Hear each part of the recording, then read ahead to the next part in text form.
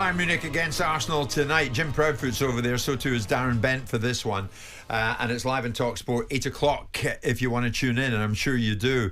But are Arsenal going into this becoming in danger of being tagged the perennial nearly team? 5 seasons in, how much longer can Arsenal under Arteta continue to talk the talk but fail to walk the walk in the defining moments of a game? You know, they're having to get used to it. There's always noise in the background. That Arsenal, they bottle it come the big moment. Arteta was asked about that.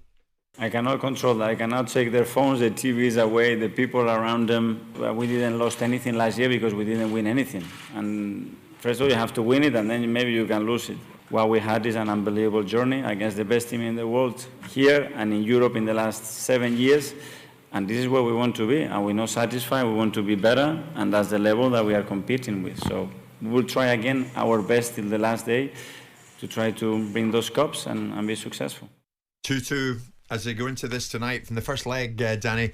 What chance do you give Arsenal? Good chance. Be tough, but a good chance. They've shown this season to me a progression from last season, irrelevant of where they are sitting in the table. They've taken 4 points off City, 4 points off Liverpool. You know, that in itself shows they can handle big games. To do it on 4 occasions against their main rivals. They've got themselves in the last 8 of the Champions League for the first time in, over a decade, maybe longer. There's progression there, and there's a more mature squad mentality. Their performance level's been higher generally. They've scored the most goals, conceded the least. There's a lot of things to be positive about. Now, ultimately, you're judged on winning things and success. And the last 2 years, they've put themselves in the frame for success. Yeah, in the mix. And but it's all about end product, isn't it? Well, I think this season particularly, there's a higher expectancy. One, because of how they did last year, and furthermore, because of the finances spent in the summer to bolster the squad. The only accusation in terms of recruitment is this ongoing, striker thing. Should they have got a striker instead of spending 70 on adverts? And there is an argument to that, so we'll see how that plays out. But overall, I think it's positive for Arsenal fans. And I do think they've got a better chance going to Munich tonight than they would have this time last season, that's for sure. Simon, I think it's fair to say you've changed your mind on Arteta a few times. Yeah, I have, yeah. Now, a few people can argue, all right, where are they? Look at where they're at. They're still going gung-ho for the title here. Yeah. And here they are, going into the second leg of a Champions League quarter-final tie against a not-so-firing in all cylinders Bayern Munich with the tie level. Yeah. There's every chance Arsenal can give the 2 fingers to the doubters and say, bottlers, we'll have some of this. Yeah, but you have to qualify this comment, bottlers, because it's not something that gets carried on in perpetuity. Just because you bottle something in one instance doesn't mean you go forward as a bottler. If you look at the situation with Arsenal last year, and people talk about this, they lost the league by 5 points. And in amongst that run of games, they dominated the Liverpool game and let Liverpool back in. Then they drew with West Ham, and then they drew with Southampton. Right? And Southampton was a relegated side. And then they lose to Brighton, and they lose to Forest. And you look at those games, and you say and they got spanked by Man City 4-1 in the middle of that. If you look at those run of games and say Arsenal were in a box seat, and the reasons why the observations about them bottling it come to the fore is because they were in the box seat.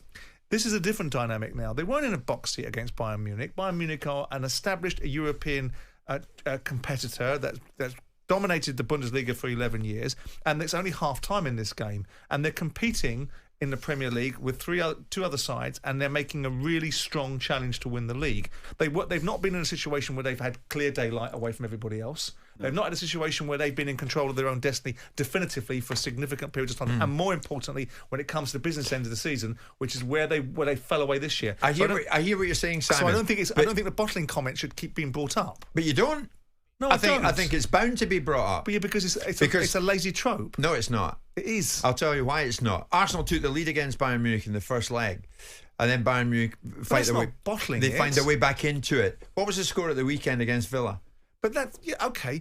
They were tactically out-fought. And they were into it leading the Hold on, that's their first defeat this year. So Arteta that's their first defeat. Of the media last night. But that's a terrible thing. That point is bound to be thrown out. But this is what the media will do, right? It'll go, basically, I walked in a dressing room in my first season, I'm forever now forever now a chairman that goes in the dressing room because it's a lazy trope. Arsenal choked last season at a business, so they're going to be forever, whatever they do, bottlers, irrespective of the circumstances, and that's why I push back against it. In an individual game, you're going to have moments against top quality opposition where you don't get it your own way. The Aston Villa game, I didn't pick them to lose that game, and you have to give all the due respect to the tactics of Unai Emery in the second half and see if Arteta has learned from that lesson. Yeah. But I look at this game and think to myself, I wouldn't be surprised if Arsenal go to Bayern Munich and get a result. I hope if they do. don't, I don't look at it and go, aha, that's another example of Arsenal bottling it. No, and But also, say they don't, and say they go out tonight, and I hope that doesn't happen. I hope they go through. But say they go out tonight and say they don't win the Premier League. What do you call them? I think they were a work in progress. I didn't expect them to win the league this year. I expected them to have a difficulty 5 standing years still. into Arteta's reign, a work in progress. Well, 5 years and an well, it FA took Cup. Klopp. And ultimately, Arsenal haven't won the Premier League for 20 years. It took Klopp 5 years. It took Klopp maybe 5 6. years. Three. Klopp's a media darling that got 3 or 4 finals, I think 3 finals certainly, that they lost. And he got an opportunity to build it. I think there's a lot more positive about Arsenal than there is negative. And I think it's really not good form to keep on suggesting that every time they come up against something that is not always overcomable, that they should be landed with the title bottlers. I think that one of the problems as well is when you're comparing and contrasting, because obviously City won the league last year, City are at the top again this year. You are comparing Arsenal's success against this wonderful team that has eclipsed probably any team we've seen in the Premier League before in terms of their consistency and their points tallies and goals scored and all that. So to be 2 points behind at this stage, most Arsenal fans would probably have taken it. It's like anything, Jim, isn't it? You see a side progressing, playing well, and you're right near the summit, if you like, and you expect them to do something and you're excited by it, and then you feel disappointed and deflated. Yeah. Simon's right. Arteta's not a failure, and Arsenal haven't bottled it if they don't go through. If they don't go through, it's when you're tonight. good enough to do something, but something's simply Arsenal may not be at that point where they're a good enough side to win the competitions that they're participating in. They can get close to it. Now, if you're good enough to do something, and for some reason or another, psychologically, you can't overcome it, that's bottling it. Now, Arsenal didn't lose the league last year because they got beat twice by Man City at the Emirates. They lost the league because in games like Southampton and West Ham, they choked. And if they'd have won those 2 games, they wouldn't have lost to Brighton and Nottingham Forest. But they couldn't beat Liverpool City last year. And No, now they couldn't. they've moved forward now. They have got a bigger game absolutely. mentality. Well, Do Arsenal you know going against... Go on, Dan. I was just going to say the one thing in the knockout competition, Jim, is, and this is the unfortunate thing, or fortunate, Barca, up until the point the lad got sent off, were better than PSG. And PSG go through. Now, Arsenal could be better than Bayern tonight and actually dominate the game and still go out. Are they a failure then? That's the problem. If Arsenal go through on penalties, he's done a great job and everyone's buzzing. But anyone can lose on pens. This is knockout competition. Of course. I think the most important thing for Arsenal is to perform the level they have, and they'll give themselves a chance. Now, if they go out tonight and get done 4-0, then there's some questions. Then some big questions to be answered. Say they don't, and they go out. Are Arsenal in real danger of becoming the perennial nearly team? Many Arsenal fans getting in touch, as we thought you would. You always do, and we're very pleased that you do. 03717 223344. Simon's with me, so too is Danny Murphy. Rich, good morning. Is Rich short for Richard? Rich? Is that me, Richard, yeah? Jim, have you been to the Emirates? Have you looked round? Have you looked round that stadium and see everything that we've won? I know we haven't won a European trophy, but this team is a work in progress.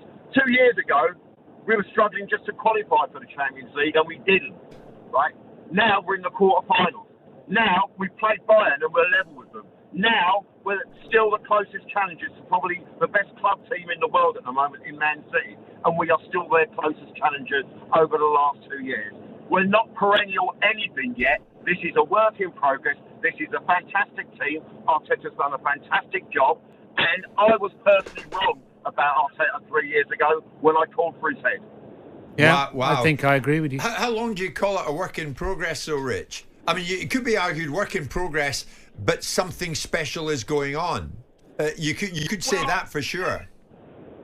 Okay, Jim, but I'd look in the dictionary if I was you and look at the word perennial. It doesn't cover 2 years, does it? Perennial is quite a big word. Now, if we were to go out tonight and lose 5-0, you'd have to question the attitude of the team.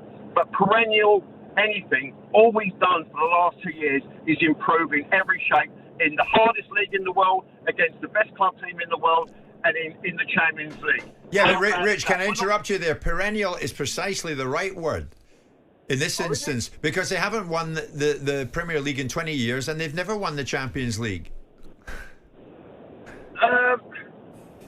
Yeah, well, so what would you call the Invincibles then? Were they part of that perennial category? The Invincibles was a one-off and a special moment in the history of your club. No. We're not perennial nerdy anything. It's a team in rebuild. It's a It's a young team. Its average age is 25.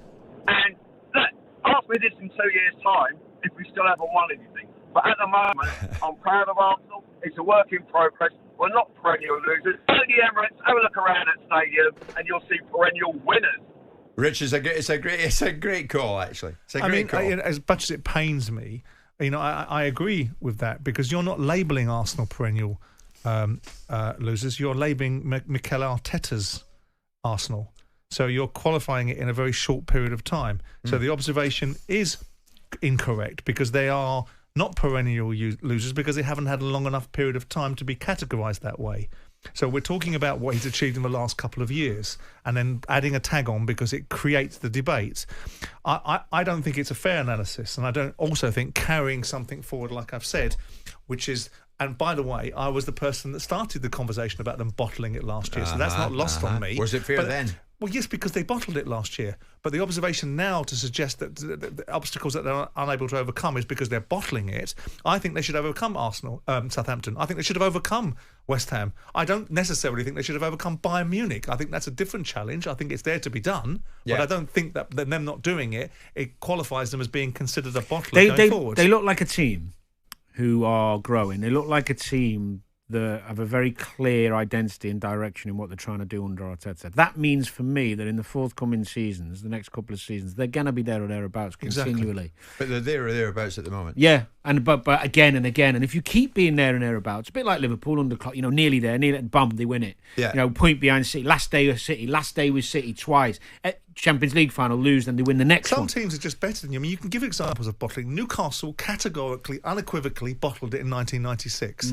And I think it's not as cut and dried, but I think it's a fair observation to say that Arsenal last year choked when it really counted. Yeah. But to take it forward and say, have Man City declined to such a level that Arsenal should be assumed as the team that are going to win a league? And if they don't, then why aren't they winning? Because they're good enough. It's simply at this moment in time is Arsenal possibly aren't good enough at this moment in time to overcome better opposition. That's a different dynamic. But nobody's been good enough to outdo the City side. And that's the conundrum. Me and Si were talking earlier. The reality is, when you break it down and really look at these, teams. You got on well. City have just got the best players. Yeah.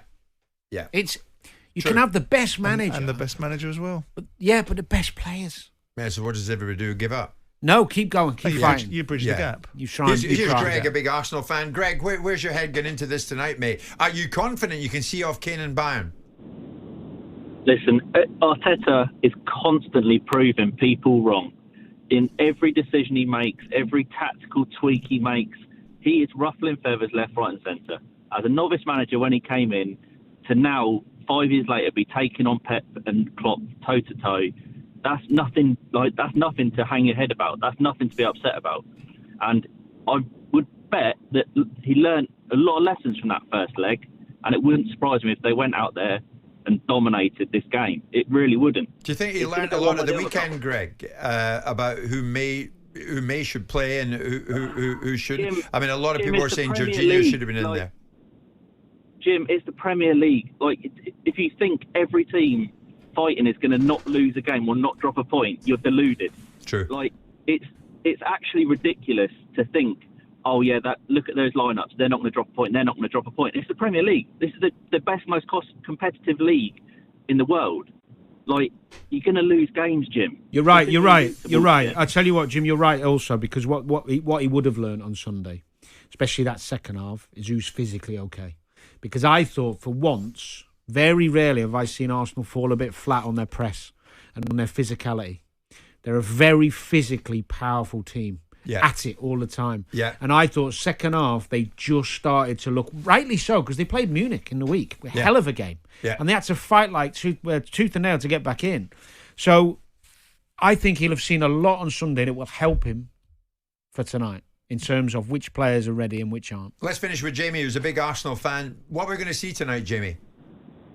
I think you're going to see a team that really wants to win, but don't know how to win. So they're just going to throw everything at it like we've been doing for the last few seasons. It's a big work in progress. Like Rich was saying, we're not losers from the past, but we haven't got that winning mentality from the near sort of past. We're not really in that position. And I think last season we were thrust into that position, due to our performances. And other teams maybe underperforming, a bit like the Leicester season when Leicester won it. And I think that, we're in the mix. But, you're talking about a Man City team who are outdoing Fergie's teams, who are outdoing the Klopp team. The best teams, the Wenger teams, the teams that we've seen in the last 30 years in the Premier League. So, for me, to be in the conversation with Bayern Munich, Real Madrid, Man City, that's where I want to be. If we lose to Bayern Munich tonight, how is that embarrassing? How is that? We lost to Villa. Villa are playing amazing. And I used to hate Villa in the 90s. They were a great team and they're a bogey team of ours. But such a great team on the weekend. And, Ollie Watkins, a great player. I can't wait to see him don an England shirt. And I think at the moment he is a better forward than Harry Kane. Yes, Harry Kane scores goals. No. God, no. But no, that's my personal opinion. right. Jamie, can I just It's all ask you right. on the game tonight, more importantly, can I just ask you on the game tonight, do you see a role reversal in terms of what? Because I think Munich have to come out at home and have a go, whereas Arsenal did the same in home and they got done on the counter a couple of times. I think Munich will have to have, the fans will demand that they go after Arsenal. Maybe Arsenal sit in and hit them on the counter. Do you see a bit of a role reversal tonight? I do. I think we're going to probably sit back a little bit more and take in the atmosphere and see how it goes. I think obviously they're going to have to go for it. Someone has to score. That's the crux of the game tonight. Someone has to score a goal. I think if we can get an early goal, it really does put the pressure on them. I guess a lot like it did the other way around. Okay. It's 90 minutes or 120 minutes. It could be as long as it is, but at the end of the day, there's going to be a winner, and there's two great teams there. You can't say that Bayern Munich are a bad team just because of their league performance this season. I mean, Bayer Leverkusen have been amazing. Yes. it Jamie, is good what it call, is. actually. 90 minutes. Yeah, really good call. One word, Jamie. Do they make it to the semis? Definitely. Good man. Like that. And I hope you're right. It's 11:30. It's live in talkSPORT, remember.